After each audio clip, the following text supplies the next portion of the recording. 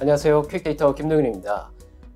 이번 시간에는 우리가 이제 논문 통계 분석을 할 때 유의 확률, 유의 수준으로 이제 그 가설을 검정, 채택하냐, 기각하냐 이렇게 하잖아요.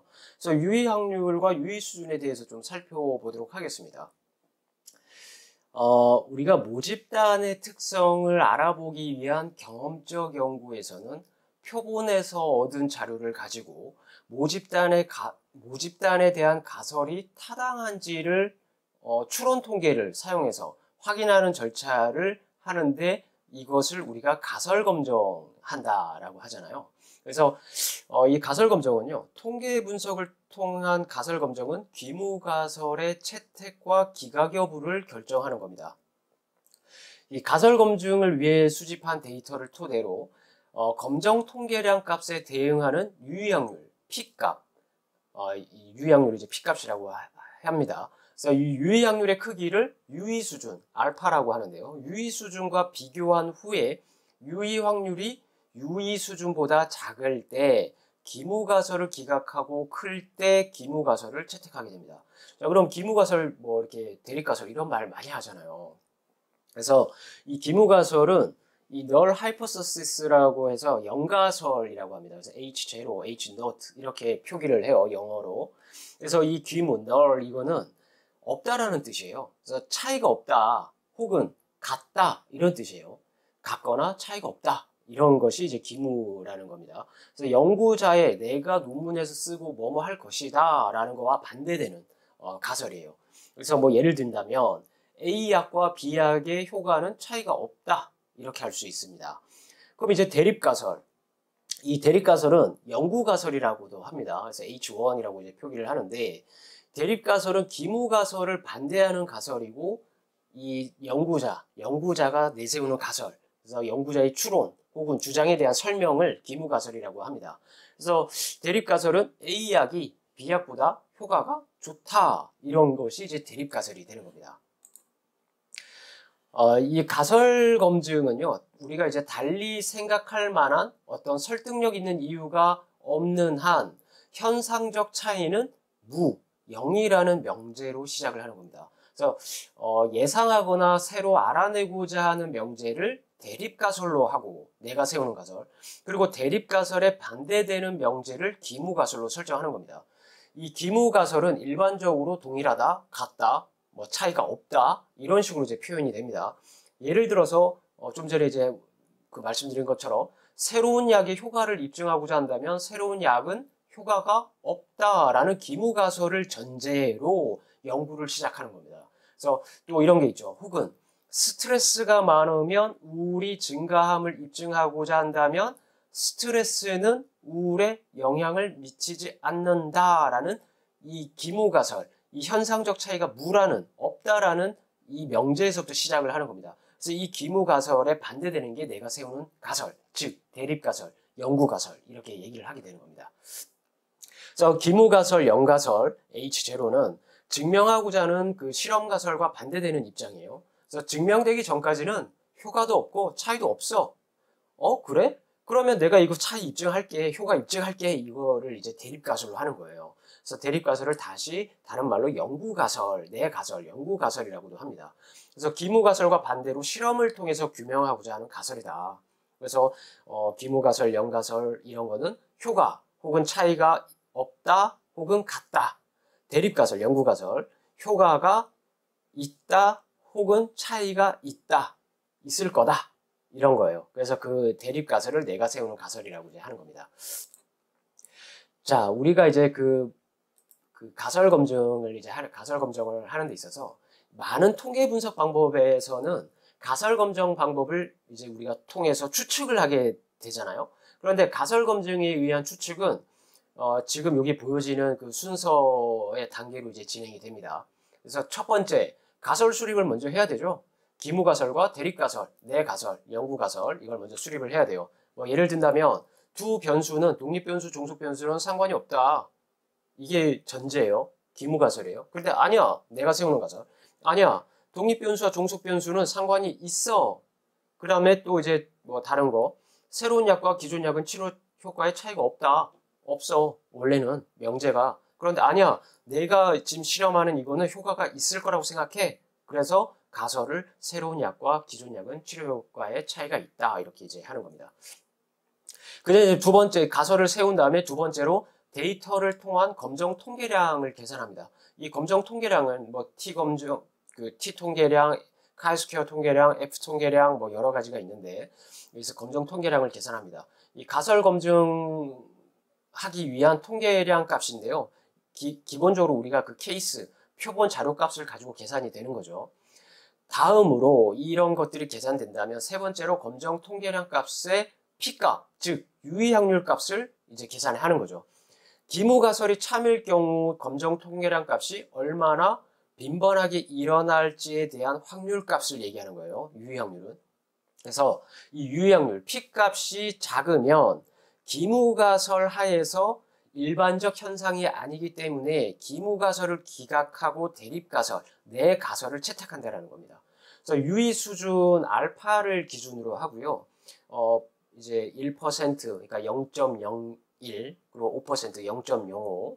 뭐 근데 조금 이제 5%, 0.05 유의 수준을 기준으로 하는데 이 가장 널리 사용돼요. 5.5% 미만이 돼야 된다. 그러니까 0.05 미만이 돼야 된다. 유의 수준.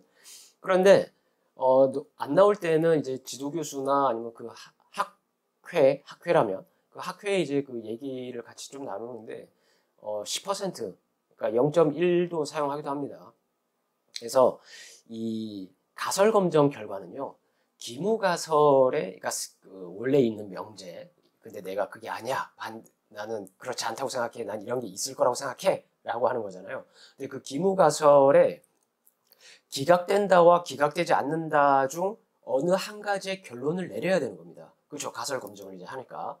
그런데 P값이 작을수록 기무가설을 확실히 기각한다면 어느 정도의 P값이 되어야 하냐. 이거 중요하잖아요. 그런데 통계학자들이 기준치로 허용 유의 확률, 즉 유의 수준을 제시한 겁니다. P값이 유의 수준보다 작다. 그러니까 우리가 뭐 회귀 분석이든 뭐 분산 분석이든 뭘 막 하면 P값 유의 확률이 마지막에 딱 계산이 되잖아요. 근데 그 유의 확률이 0.05보다 작아야 된다라는 거예요.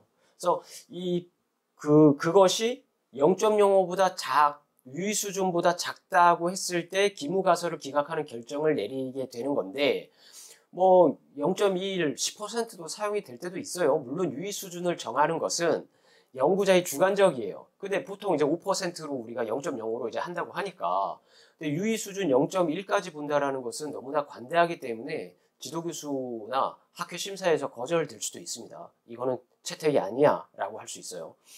유의 수준이 0.05, 그러니까 5%라는 것은 뭡니까? 표본의 결과가 모집단의 그 본질과 관계없이 표본의 특성에 우연히 나타났을 확률이 100번 중 5번 이하라는 의미예요. 즉, 통계치가 모수치를 대표하는 정도에 있어서 오차가 5%이고 표본 통계치의 신뢰도가 95%라는 겁니다. 자, 이제 이렇게 검정 통계량 P값이 0.05보다 낮게 나와야 된다. 그리고 이제 결론을 하는 거죠. 그래서 유의확률 P값이 유의 수준보다 작을 때 대립가설, 내 가설을 채택하게 됩니다. 대립가설은 내가 세운 가설이잖아요. 연구자가 세운 새로운 가설이잖아요. 그래서 논문에서 내가 주장하는 대립가설만 기술하지 뭐 기무가설까지 이렇게 H1, H0, H1 이렇게까지 해서 기술을 하진 않아요. 그래서 논문에서 가설이 채택됐다라고 하는 것은 기무가설이 채택됐다라는 게 아니라 내 가설, 대립가설이 채택됐다라는 것입니다. 논문에서 이제 보여지는 그런 것들은. 자, 우리가 통계적 이런 가설 검증은요, 흔히 이제 재판에 비유해 볼 수 있어요. 지금 이 그림에 있잖아요. 피고인이 범죄로 기소되면 무죄 추정 원칙으로 판결이 나기 전까지 무죄예요. 그죠? 무죄로 가정하고 재판을 진행해야 합니다. 이미 낙인을 찍어놓고 너는 범죄자야 이러면 안 돼요. 재판이 안 끝났기 때문에. 자, 범죄 사실이 없다는 변호사의 주장이 기무가설입니다. 그 변호사가 이 사람 무죄야 이렇게 하는 것이 무죄다, 범죄 사실 없다 이런 것이 이제 기무가설이고, 그와 반대로 범죄 사실이 있다, 유죄다 이렇게 반대하는 그것이 검사의 주장이 대립가설이 되겠죠. 그래서 판사는 유죄를 입증할 만한 충분한 증거가 없으면 무죄로 판결을 내려야 합니다.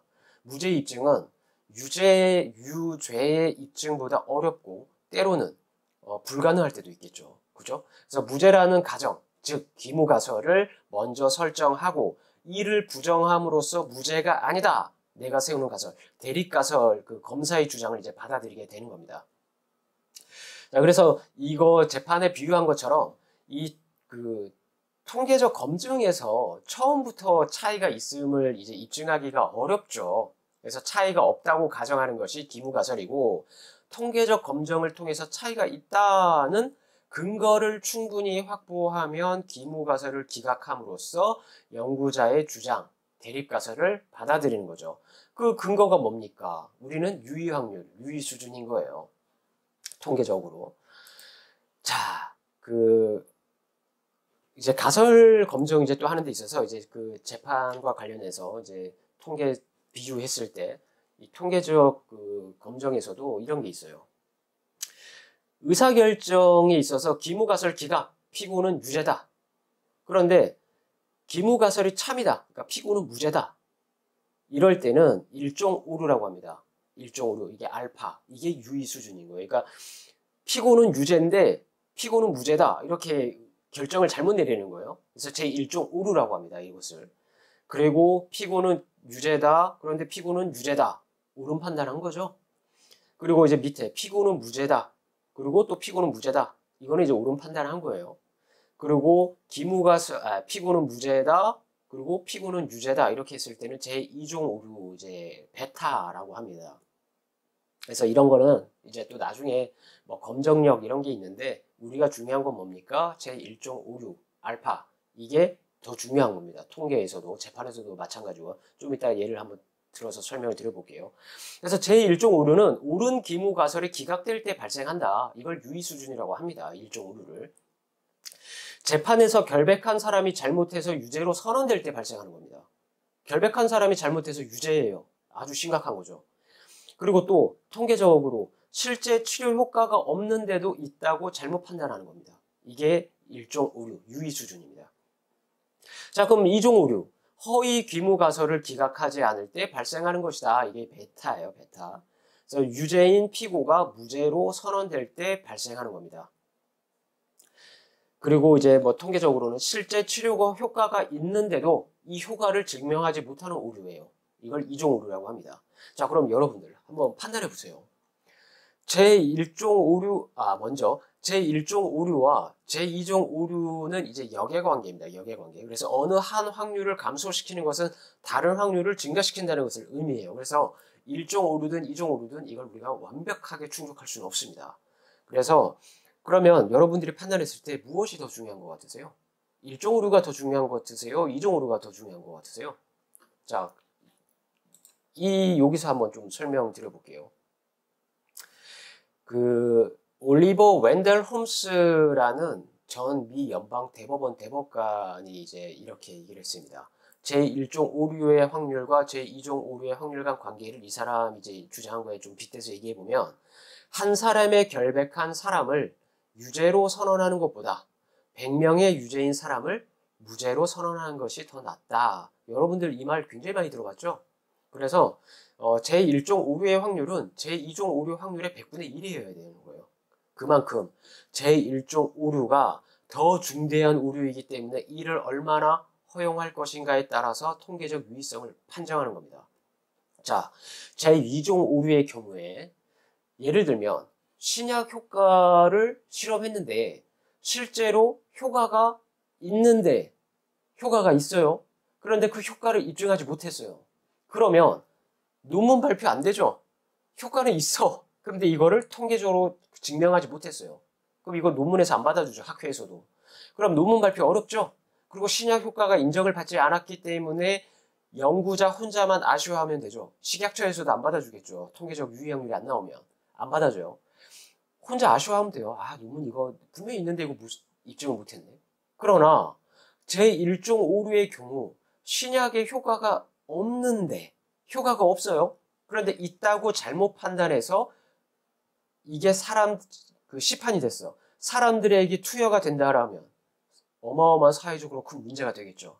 이런 이유로 제1종 오류를 가장 문제가 되는 오류로 받아들여서 제1종 오류가 발생할 확률을 5% 미만으로 지킬 것을 학계가 권하고 있는 겁니다.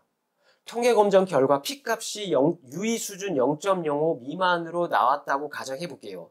이것은 실제로 효과가 없는데 검정 결과 효과가 있다고 잘못 결론 낼 확률이 5% 미만이라는 뜻입니다. 즉, 제1종 오류를 범할 가능성을 5% 미만으로 제한하겠다라는 것인데 유의 수준의 기준이 5%가 아니라 1%, 0.01%의 기준이 이 유의 수준이 낮을수록 신뢰는 당연히 높아지는 거겠죠. 그렇죠? 자, 여기까지 이제 마치고요. 다음 유의 확률과 유의 수준을 각각 조금 다시 한번 되짚어보는 시간을 갖도록 하겠습니다. 네, 감사합니다.